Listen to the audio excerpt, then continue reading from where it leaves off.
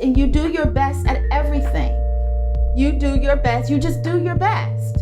And you do it with integrity. You do it with class, and you do it with the skill set that you've been blessed with, because everybody ain't got talent.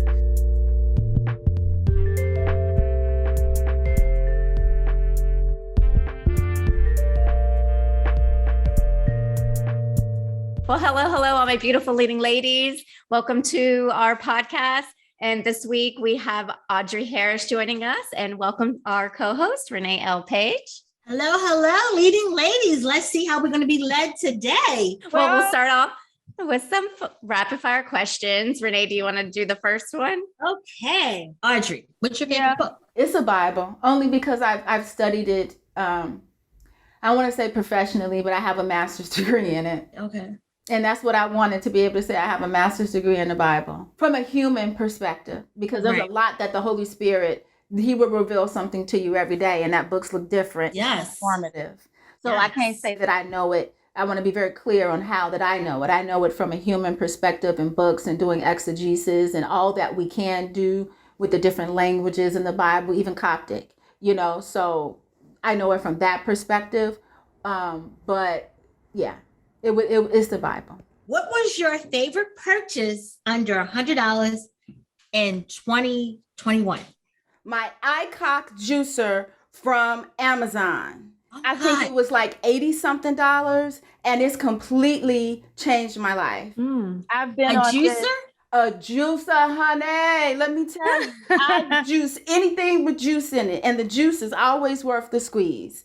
It's just, I started off with doing the celery cleanse, where you do celery in the morning, and I lost 15 pounds. So I finally have gotten all of the COVID weight, and I bake on the side. COVID weight. COVID weight. So I liked sweet things, baked goods. And this juicing, it cleans your skin. I'm seeing my hair grow and my nails, and it just energy. What fruits are you, or what? Yeah. Which ones? For energy, carrots. Like literally, if I have a headache or I don't feel good, or okay, these lines are really not coming and I really need to get my life together, I'll go in there and I'll juice. Like a pound of carrots. They come like in a pack, and it gives you like a nice full cup. And I put a little turmeric in it, and literally you can feel the rush. And I'm telling you, it has worked miracles for me. Well, since we're talking about health and wellness a little bit right now, what's your go-to thing for self-care? Prayer. Because it's a lot going on in the world. Oh, yes. People are acting out because they're in pain and they're not grounded vertically. Because when the Holy Spirit comes down and I'm not going to get, go too left, but I am a theologian. But just being in this industry, you really have to ground yourself. And I can't get up. I can't go nowhere. I can't even go in there and say hello to my juicer unless I've said hello to Jesus first. Amen. Because no other nutrients or nothing else coming in is going to go out the way that it should into the world, which is love, and which is to use your giftings if I haven't sought him first. And prayer is different things. Prayer doesn't necessarily mean down on my little bad right knee. You get, a certain age. I'm Catholic, so I get down on my knees and pray. But it's sometimes it's just contemplative prayer, just being quiet, no news in the morning, not jumping up on Instagram. They're doing the same thing they were doing yesterday. And ground and sometimes it's just listening into what the universe and what God is just bringing you for the day. It could just be a thought like, oh yeah, I forgot to do that. But because you sat quiet, and that's called contemplative prayer, just sitting. So prayer has two parts. It's you talk and then you listen. Now, since you got into the industry, do you feel that being in the industry, it kind of hardened you where you don't wear your emotions on your sleeve? Because that's what happened to me. Because I used to be like, what? But now it's like, I just keep the punches rolling. Things that don't bother me anymore. Now that I'm at a certain age and I know a lot of people in the industry, and a lot of times people go different ways, and it doesn't mean that they're not talented. It doesn't mean, but this industry is not for the faint of heart. And sometimes people just get sick of it. They get sick. And what's been difficult for me is I'm an only child. I'm a Leo. I'm from the South Side of Chicago. I'm really, what you see is what you get. I can win an Oscar tomorrow and I will be the same exact person. Because I don't know how to be anything else, because I've been at the bottom and I've been at the top, and I've driven by my own marquee and billboard right there on Hollywood Boulevard on the bus. Yeah, Billie Holiday, yes. On the bus though. On the bus, car broke down, was in grad school and on the bus, and I'm looking like, well, look at that. Well, I'll be there. So you have these moments where this is a journey, and some people don't understand that, and they claim to be your friend, and technically they're really not your friend. They're just scared to be your enemy. Oh. They're secretly competing with you. And I've never been the one for being phony. I just say, watch my reel and watch my talent. And I promise you give me that script, I will be there off book, and I'll be on time. And I will give you everything I have. But Hollywood oftentimes doesn't lend to that. It doesn't lend to that authenticity. And that's really what the craft is about, is telling the truth and being honest and bringing yourself to the work. So that part of it has been difficult for me. And COVID has changed a lot of relationships. Mm-hmm. And because if I'm not there for 2 years to support your event or support your part, how close are we? Are we really friends? Yeah. So that's kind of a now in the moment question that I've been kind of flushing out in my meditations. And Renee and I have talked many times about just different things in the industry and being burned, and the unsettling feeling that it happens. And I've been in it for 5 years now, and I was telling Renee, like, it's a roller coaster. Mm-hmm. Every day it's a roller coaster, several times a day. Yeah. And you're different people several times a day. Like, as soon as I'm done here, I got to go and I got another audition, and then another one came through, right. And that's a turnaround. It's just like, how I'm gonna come up with this woman?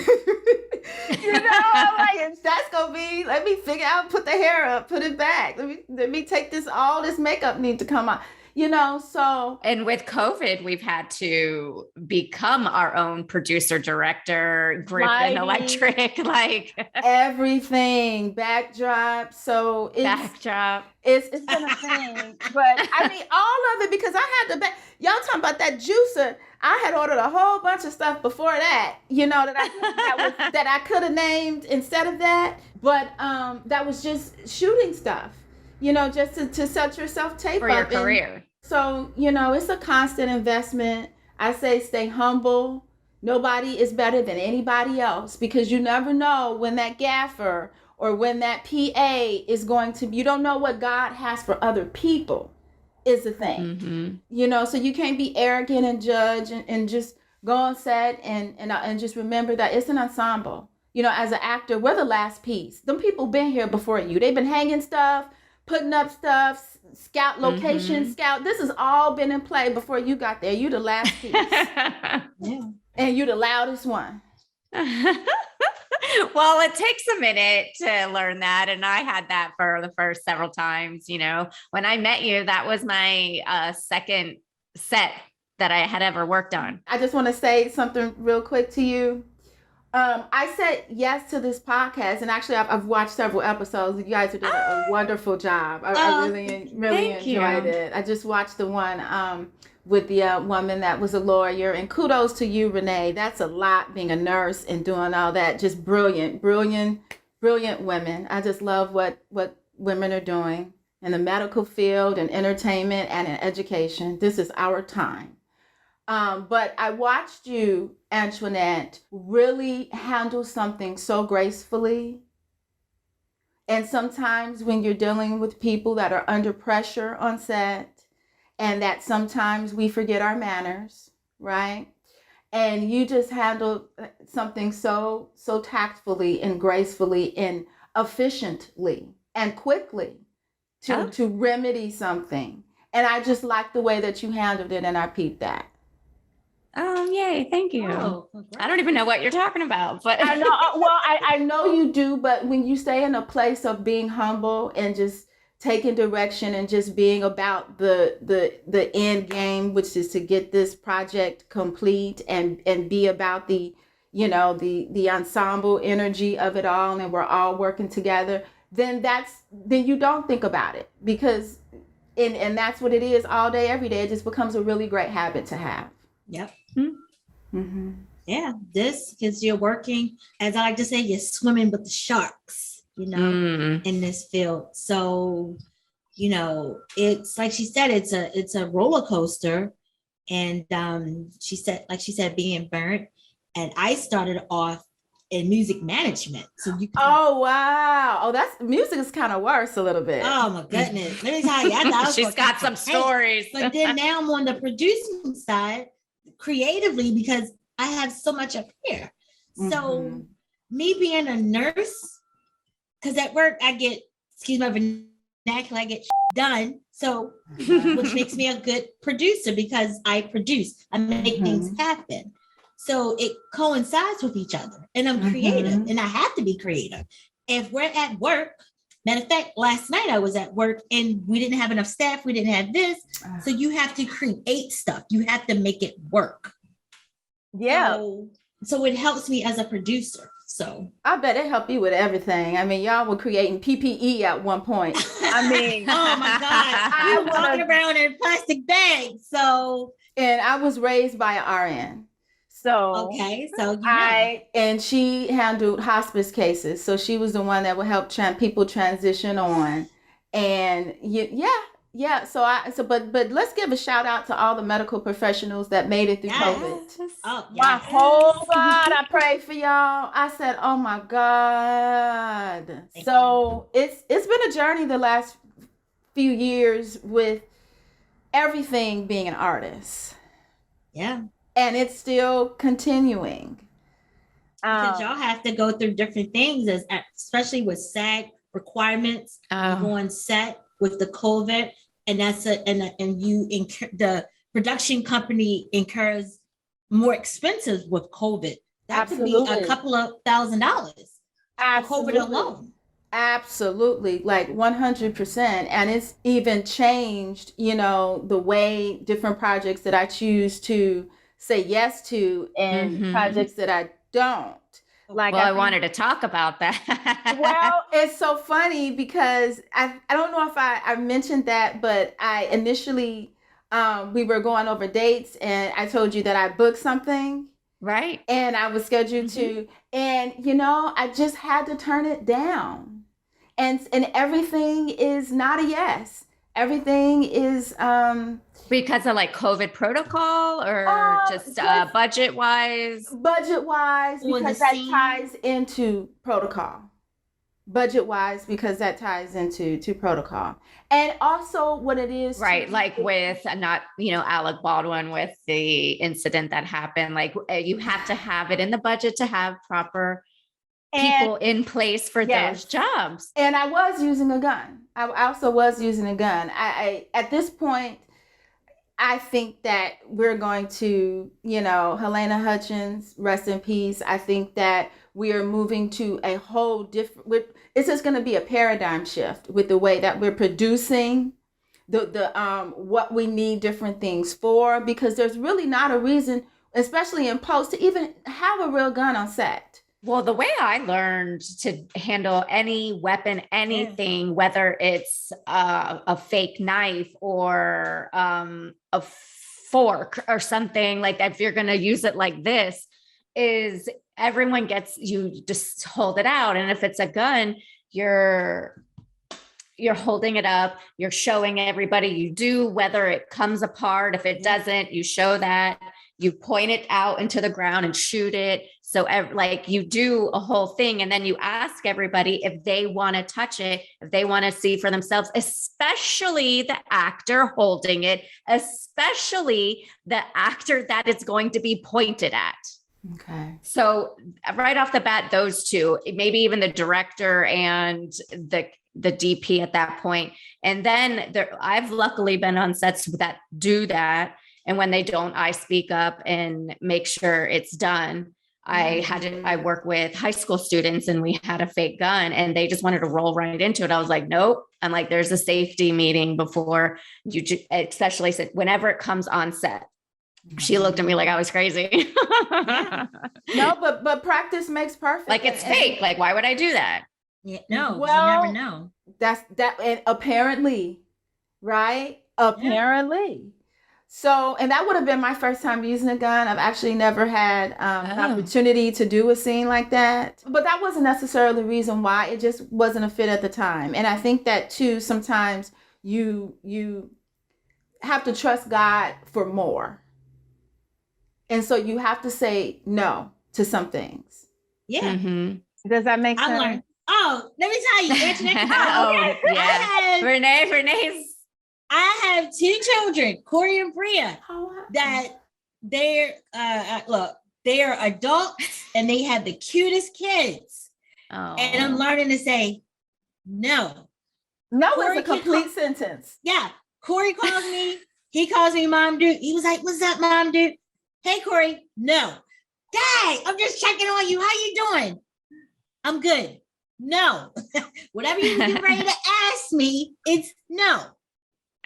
So I'm learning to say no, and I'm not feeling guilty. And not feeling guilty about it. No. And it gets to a point now where, especially with the COVID, some of these production companies do have to skimp a little bit because it's just so expensive. I mean, to test everyone, it's just a thing.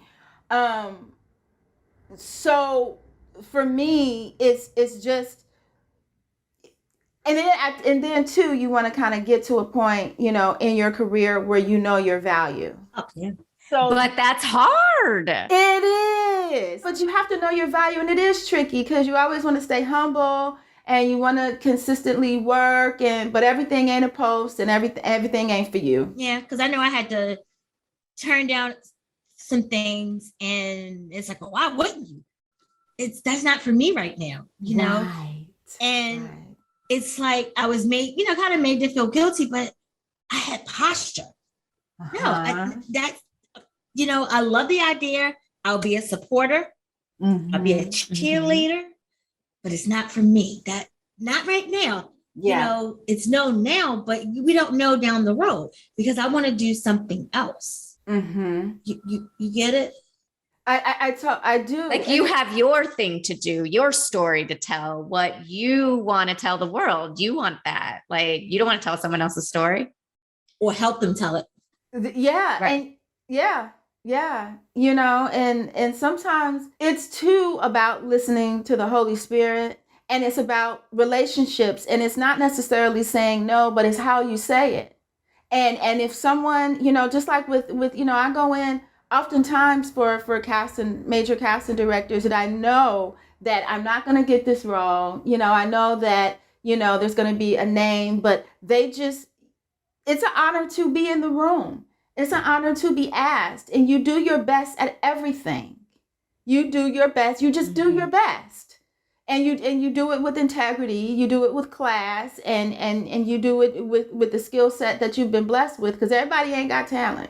Yeah. Right. And I hate to say it like that, but it has to be some credit afforded to people that study, for people that take the risk, for people that take the falls. There's been a lot of auditions where I just stunk up the room. Like, I don't know what that was. We're going to go in this car and we're going to shed a couple tears and then go to Starbucks and, go home and pull it back together. But, it's a learning thing and you grow. But one thing, it's all about relationships. And even though I said, no to that, next time they have something. You always, if I can add, you always play strong roles. I don't want to jump the gun, but what is it? Dear Vivian? Yeah. that, like, I mean, just woo.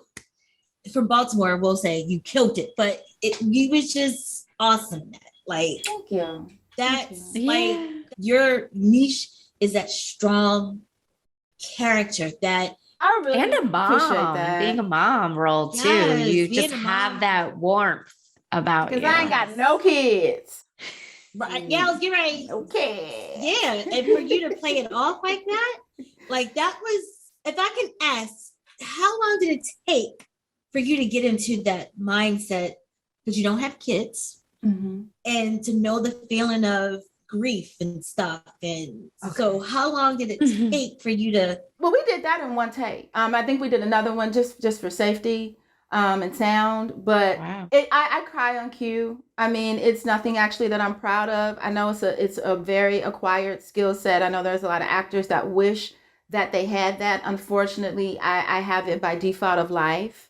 I lost my mom very tragically at 21 on the morning of my graduation day. So that's a whole nother story for a whole nother day. Okay. But when I tell you I wake up in prayer, there's a reason I wake up in prayer. And any actor out there, if you're not familiar with the power of the actor, I'm not subscribing to any particular method, because there's a lot of methods out there that work, and there's different methods that will work for you in different roles and different places and stages in your journey and building your wheelhouse and your skill set. But it's simply telling the truth. Telling the truth. Okay, so what if I never had anyone that had passed before? Is there someone that you love?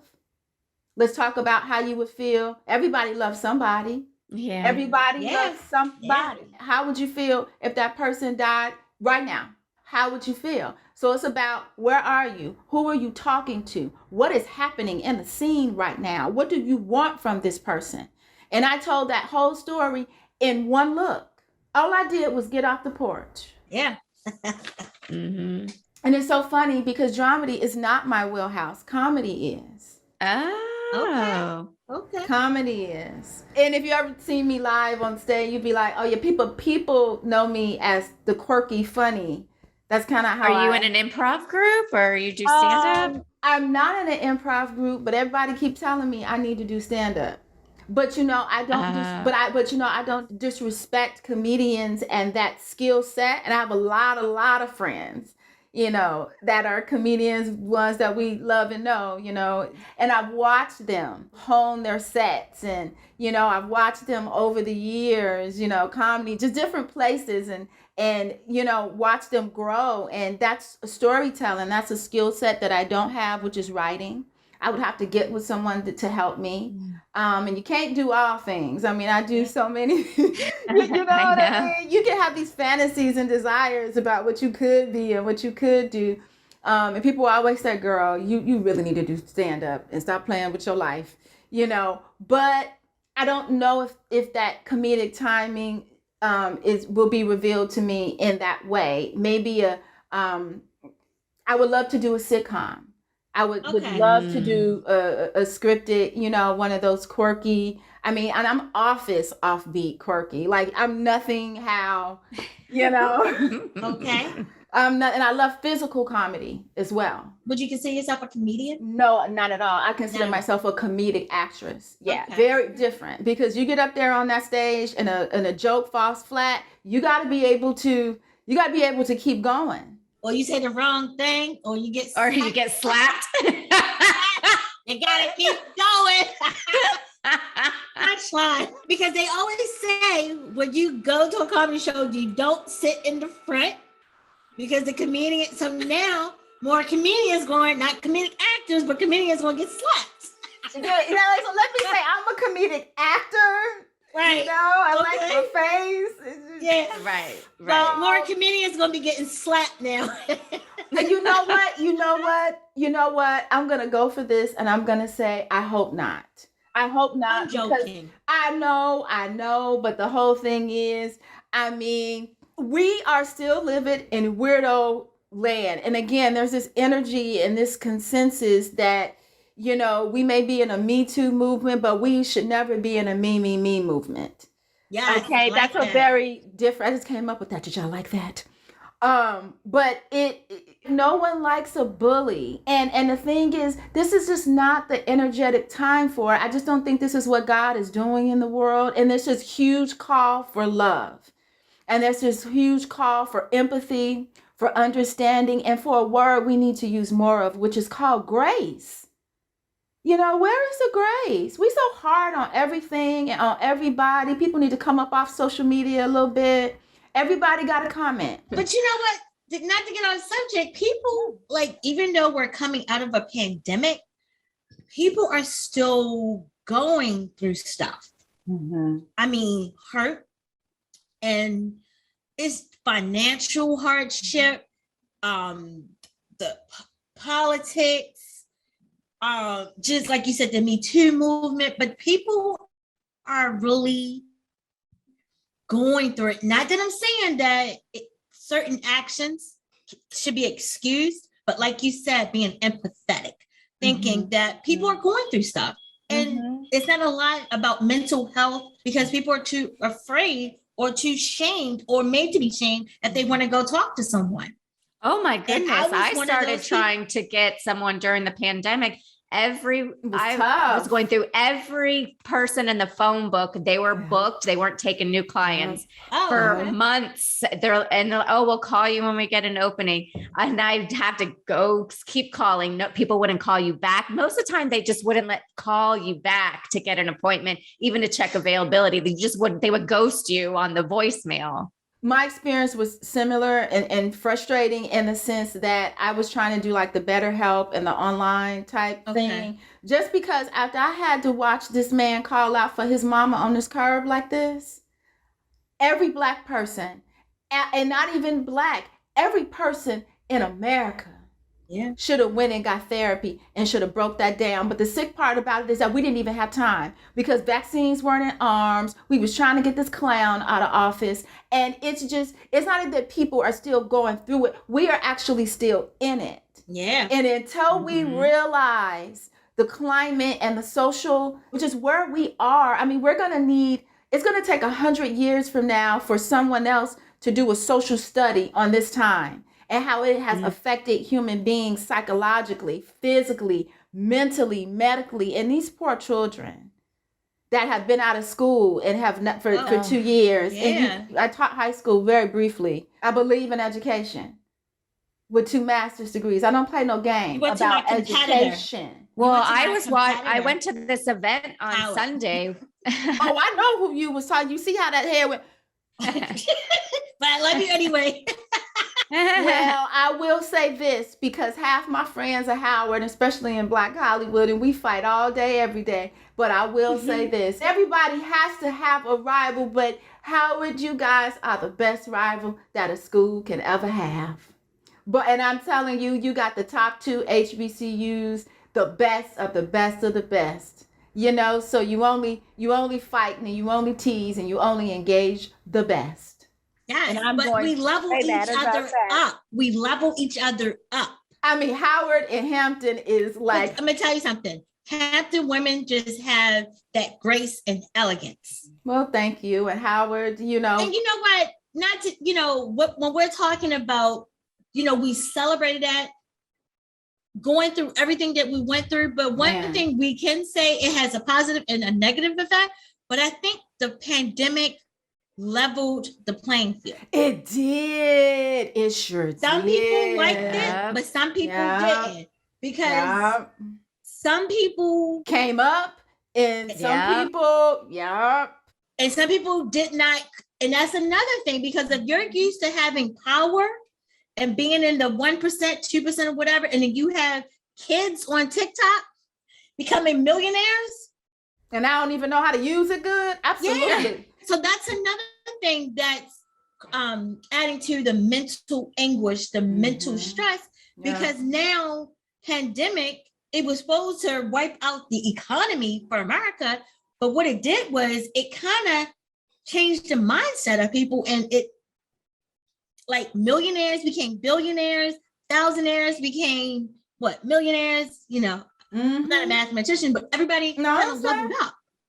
They did. And it also became a level playing field as well for artists, for actors who maybe all you were, because a lot of people, listen, if you weren't grounded, if you didn't have, if you have some roommate, and not to say anything like that, but basically if you didn't have, it's so expensive to live here in Los Angeles. And if you did not have your feet grounded, a place to stay that when your name was on the lease or your own, and you didn't have, your situation set up, a lot of people had to go home.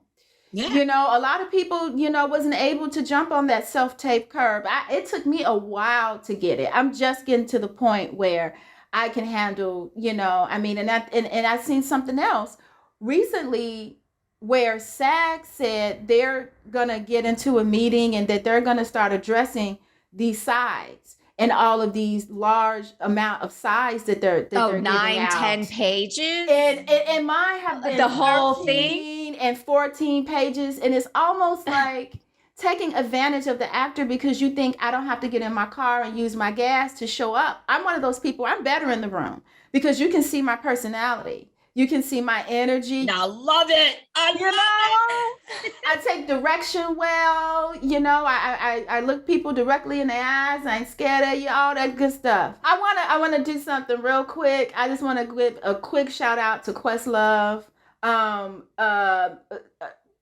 We see you and congratulations. Yes. Right, because that moment got a little, and that was huge because there are other African American actors that also won Academy Awards that did not get a chance to, and he got a chance, like Samuel L. Jackson. They kind of, I think Morgan Freeman, if I'm not mistaken, but there were some others that didn't get that mic time, speech time. And he was one of the ones that, I was looking for because I love documentaries. I am a documentary tramp. But it's just very interesting. It's an interesting time for actors. But I think a lot of it the playing field has definitely been leveled. And self-tape brings a different type of skill set in itself. And it can highlight an actor that maybe isn't as strong in the room or in a different way. I mean, it's just an opportunity for you to really create the story and really be in a comfortable space where there just should be no reason why you're not turning things in on time and you're not giving it your all. You're in your living room. And I'm not to discredit because it's hard as heck. And I got something right after this. I know you do too. Yeah. So we'll break a leg and we gonna give them hell. Take a deep breath. Don't hold back. Ain't nothing to be scared of. No, never did.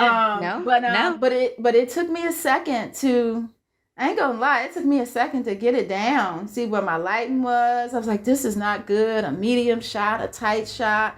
How am I walking into the scene, walking out of the scene? Do I sit down? This scene says sit down, but I can't sit down in the scene. So I'm gonna have to stand up and create that moment and just all those things and just telling the truth in my own living room somehow felt a little difficult. Well, it helped me level up too with my auditions because I finally got to see someone else's work doing the same thing.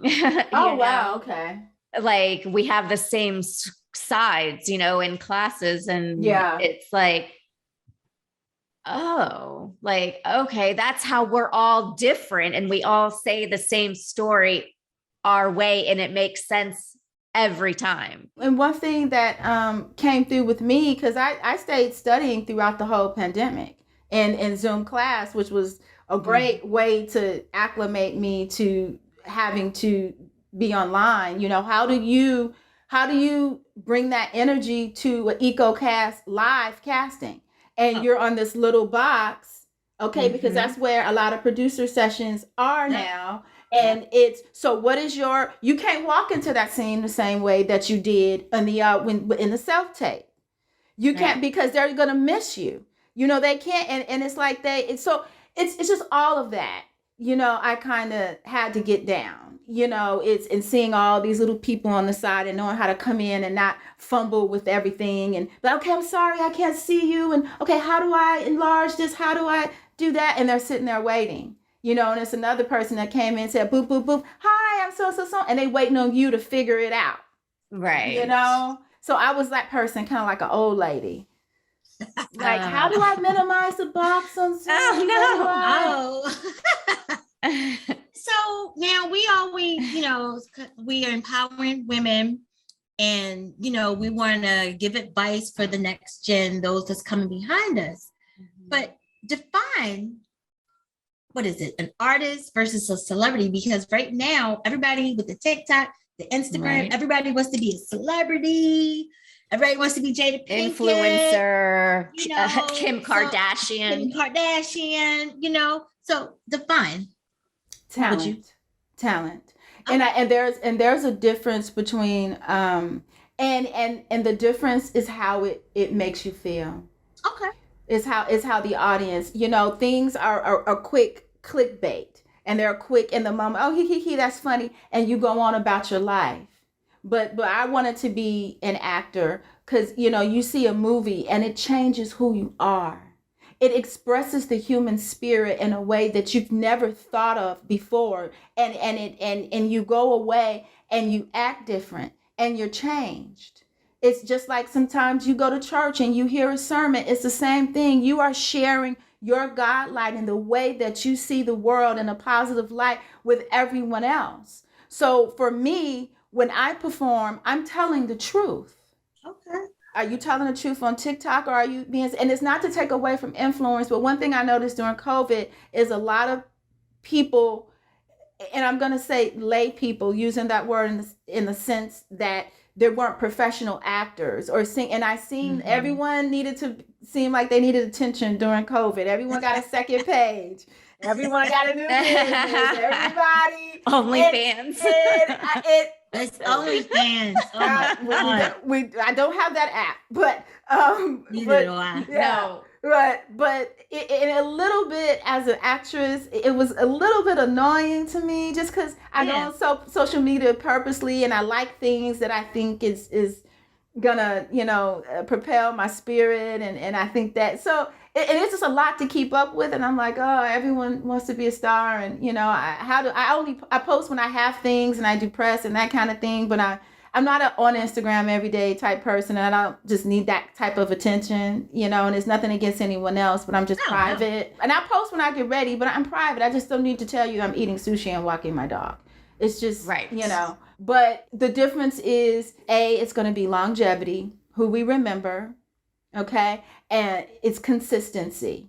And when I say consistency, meaning that even though I may be gone and don't post, people are waiting for me when I get back. And they're open to whatever it is I have to share with them. And because I've invested value in them before. So it's value. I don't think a lot of what I'm seeing has a lot of value to it. I think it's sensationalism and people that just need attention and want to be seen, and there's nothing wrong with that. This is what these platforms are created for. But I think artists should be very clear in understanding that being an artist and being a celebrity are two very, very different things. And if you want a whole monologue and soliloquy and a whole thesis about it, listen to Denzel and what he speaks and what he says on it. And what he says about Instagram and how that ties into doing the work. See, I do the work all day, every day. When I'm down on my knees and I'm praying and I'm doing that is doing the work. An artist does the work. An actor does the work. A singer does the work. Whatever you do the work every single day within yourself, because that's what is required. That you have to, that lends to doing it the right way to making a project. Yeah.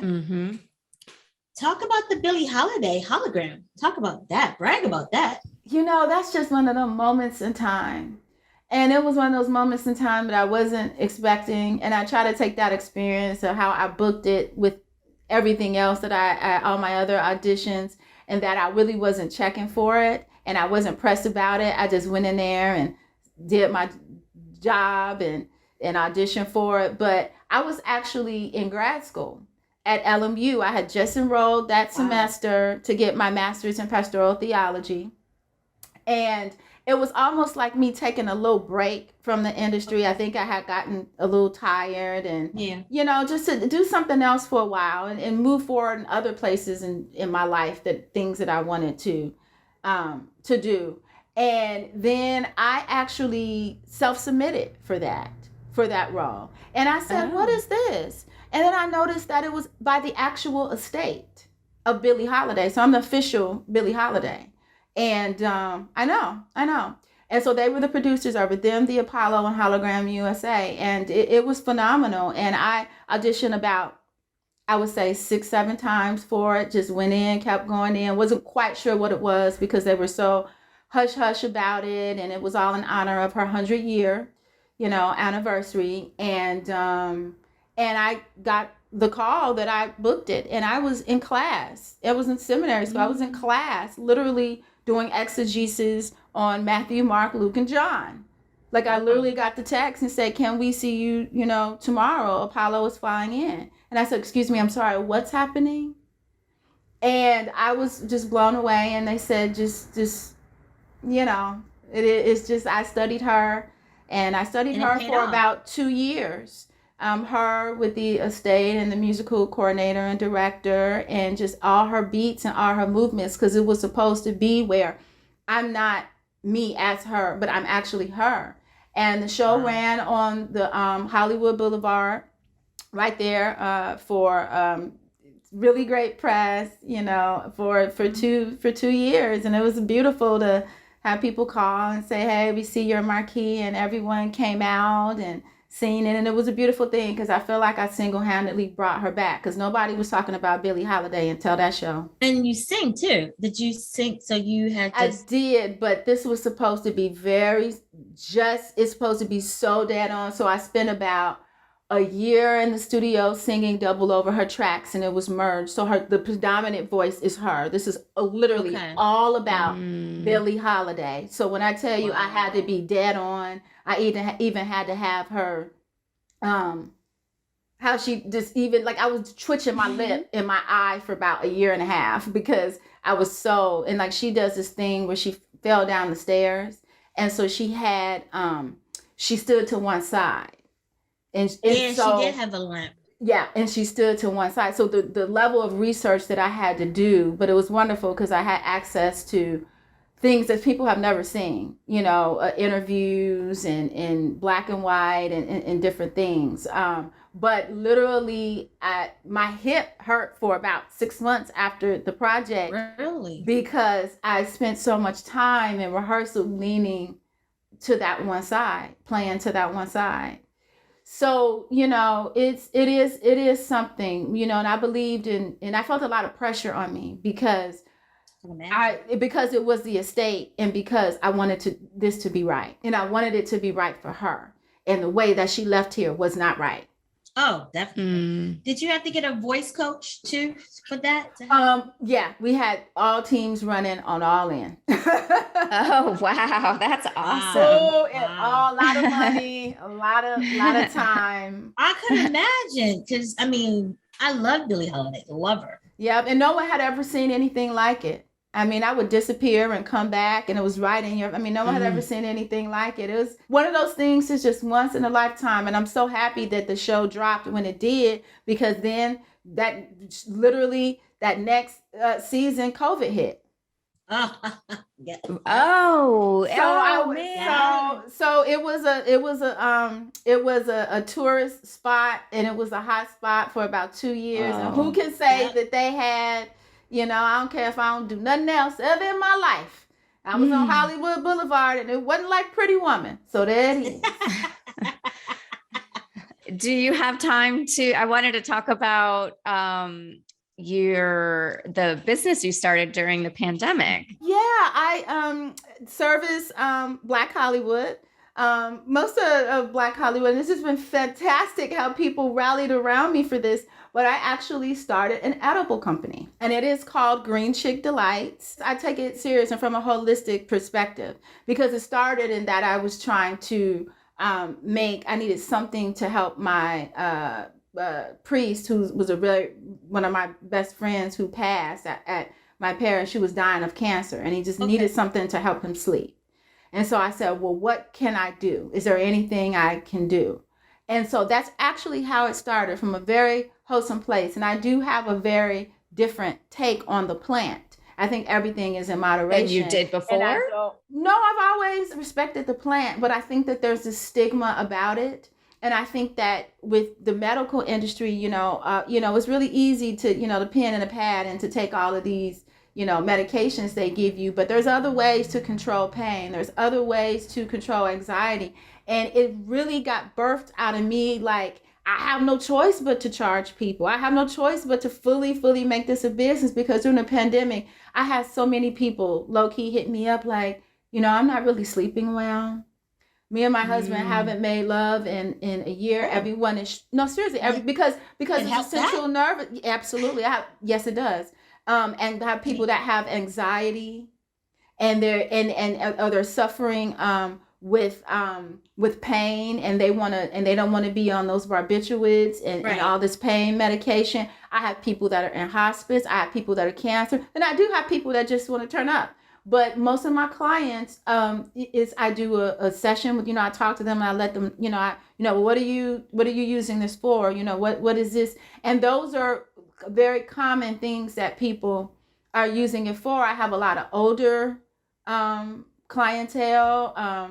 It's been a blessing, and it's something that is that supplements other things that I'm doing. But I'm grateful for it, and I've been so grateful to help people. It is a market, but just the way that people are looking at marijuana is different. And I've seen a lot of companies that do not consider that, because it's not a hard drug.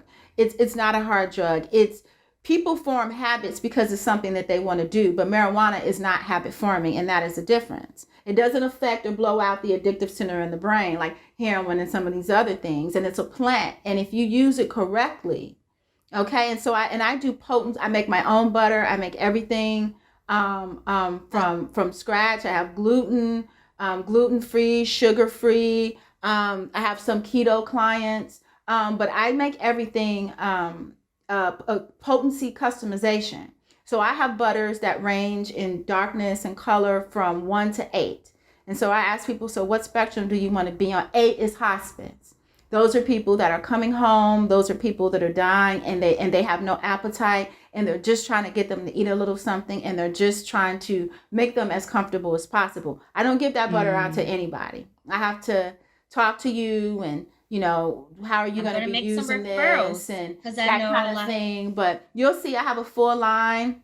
So you're like a doctor. Cakes. For this, yes. And I've personally done the research, and I've done the research as a professional. So yeah, but I have 2 different pages. There are 2 different brands. Not hiding either one, but they are 2 different brands. Mm-hmm. But I do believe in being and doing all things, and makes you a very cool and interesting person, as long as you do it with authenticity and class. Listen, I love the honesty. I love you guys. This has just been absolutely fantastic. And you are fantastic. It's an honor you on here with us.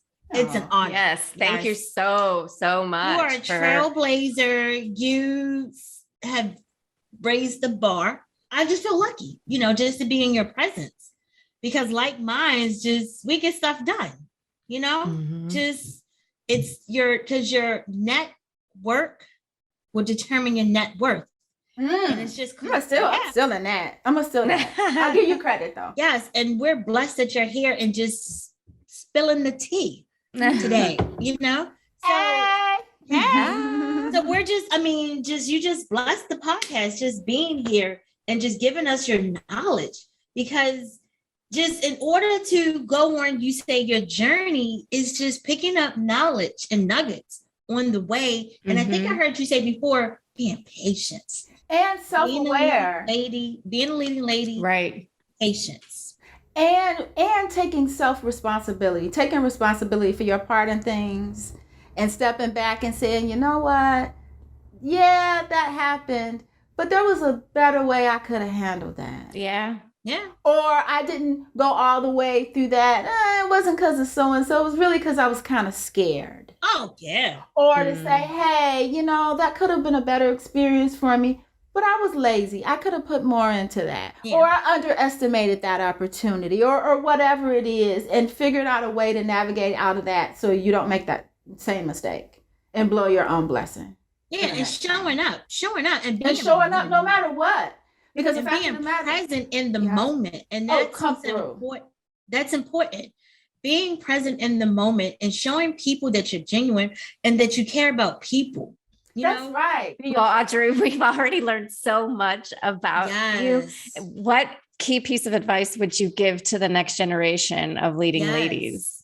There is never a limit to the amount of self-care one can engage. Woo! Because if your space is not together, if this controls everything that you do. I don't know how else to put that. And it's so many other puzzle pieces that go along with that, you know, the prayer, working out, but all that goes back to this. And there's so many ways to do that. And I think that we forget that. I think we get so pulled on as women. I think our generation gets so pulled. I think there's so many things happening in the world. I think we forget what true self-care is. And whatever, and not apologizing for it. Right. Saying no. Thank you, ladies. Yes, thank you. Yes. And do you want to give your handles and where people can follow you? Sure. I am on Instagram at Audrey C. Harris. Real simple. And Facebook, Audrey Harris, and Twitter, Audrey C. Harris. And if you like to follow my business, it is Green Chick Delights Official. The website is Green Chick Delight, www.greenchickdelights.com. And if you are out of state and need custom orders or something placed, you can always email me at greenchickdelights@gmail.com. So we got to do our toast. What are we toasted to before we leave? Having you on here as our leading lady, leading us this week. Well, I wish the rest of the year just nothing but blessings for this podcast. Thank you for your production and education efforts, and just blessings to you, Antoinette. You know, you're such a light. I'm so grateful for you bringing me in and even thinking about me for something that I know that's close to both of you all's heart, because, you know, you just wouldn't waste your time and the tech planning and the calls and, you know, all of that if it's something that you weren't passionate about and weren't looking to really, you know, highlight, you know, people like me. So I'm very grateful.